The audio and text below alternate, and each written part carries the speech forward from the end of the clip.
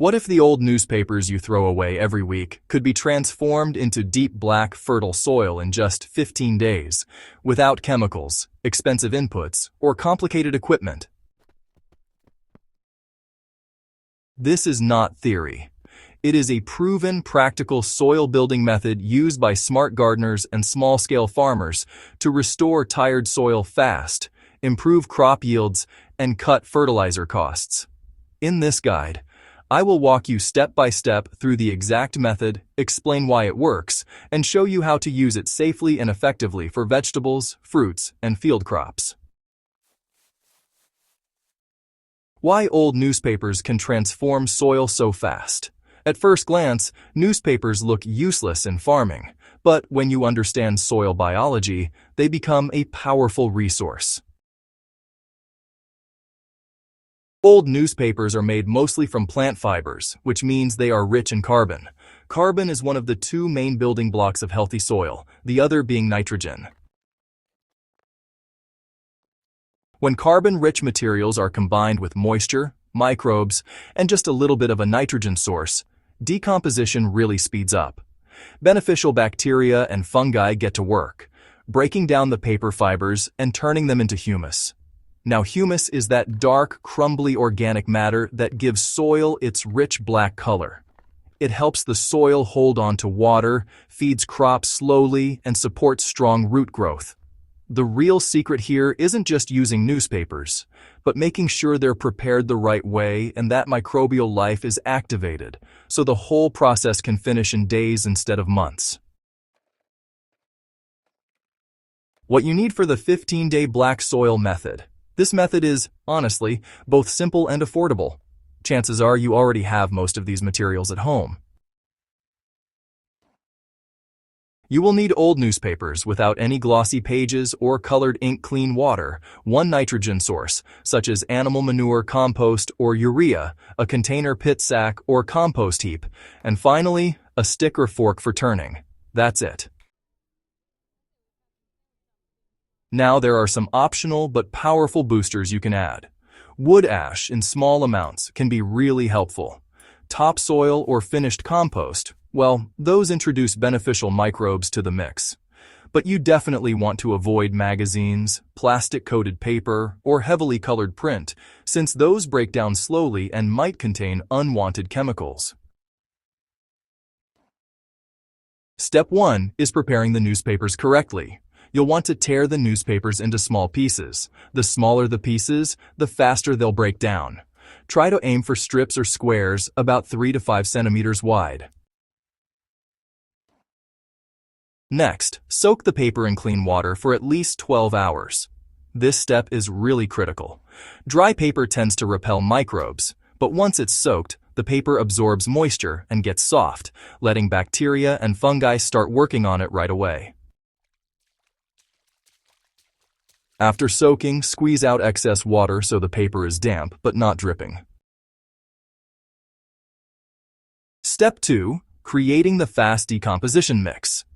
Now we activate the breakdown process by balancing carbon and nitrogen. For every 10 kilograms of soaked newspaper, add one of the following nitrogen options: 3 kilograms of fresh animal manure, or 2 kilograms of well-rotted compost, or, 20 grams of urea dissolved in 10 liters of water.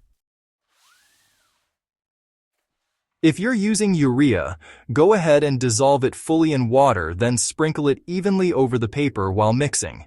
This small amount is just enough to feed the microbes without burning the soil, which is really important. Now, for some optional additions. You can add about 1 handful of wood ash for every 10 kilograms of paper. That'll supply potassium and trace minerals, which can be pretty helpful.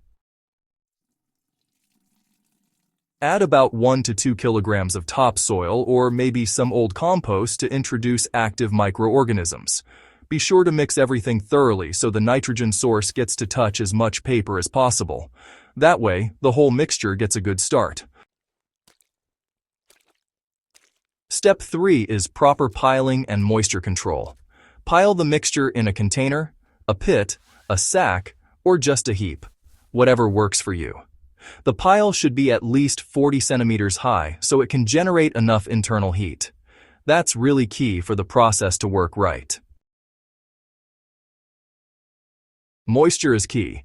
The mixture should feel like a squeezed sponge, moist but not flooded. If it's too dry, decomposition really slows down. But if it's too wet, it might start to smell bad and, lose nutrients. Cover the pile with banana leaves, grass, cardboard, or even a sack. This helps keep the moisture in and the heat stable while still allowing some airflow. Step 4. Turning for speed and oxygen. After about 5 days, go ahead and turn the mixture using a fork or a stick. Turning introduces oxygen, which, microbes need to work fast. During turning, check moisture. If it's dry, sprinkle water lightly. If it's too wet, just leave it uncovered for a few hours. Turn again on day 10. By day 15, the paper should be almost unrecognizable, dark in color, crumbly, and earthy smelling. This is black, rich soil in its early humus stage. Why does this method work so quickly? Well, this method works because it activates biology instead of relying on time alone. The soaked paper provides carbon, the nitrogen feeds microbes. Moisture keeps them alive, and turning supplies oxygen. Together, these conditions create a microbial explosion that breaks down paper fibers rapidly. Unlike raw composting, this process avoids nutrient lockup because nitrogen is added in the right amount. The result is soil organic matter that improves structure, water holding capacity, and nutrient availability almost immediately. How to use the finished black soil safely. After 15 days, the soil is ready for use, but how you apply it matters. For vegetable beds, you'll want to mix the black soil with garden soil at a ratio of 1 part black soil to 2 parts native soil. Apply it about 5 to 7 centimeters deep, and then mix it lightly before planting. For potted plants, use 1 part black soil, 1 part garden soil, and 1 part sand or compost. This combination, creates excellent drainage and fertility. For field crops, apply as a top dressing at 1 to 2 tons per acre, or mix into planting rows before sowing. After application, water well to activate the microbes in the field. Alright, so let's talk about some common mistakes to avoid. First, using glossy or plastic-coated paper. Yeah, that's a no-go. Adding too much urea can actually burn microbes and plants, so be careful with that. Letting the pile dry out completely is another mistake, as is skipping turning, which, really slows decomposition. And finally, applying the mix directly to roots without mixing it with soil can cause problems. If you avoid these mistakes, your results will be consistent every time. Long-term benefits go well beyond just 15 days. This method does a lot more than just create quick compost. When you use it over and over, it actually builds up your soil's health in the long run. Crops start growing stronger roots, the soil gets softer and darker, water soaks in better, and honestly, you'll find yourself needing less fertilizer as time goes by. Farmers who use this technique, they often report better yields, improved soil structure, and healthier plants, sometimes within just 1 or 2 planting seasons. Just to sum things up from Growth Hub Central Crops, soil doesn't have to be expensive or complicated to be powerful. With something as simple as old newspapers, a bit of water, and a basic nitrogen source, you can create black living soil in just 15 days. It's this kind of practical, low-cost innovation that really puts control back in the hands of gardeners and farmers.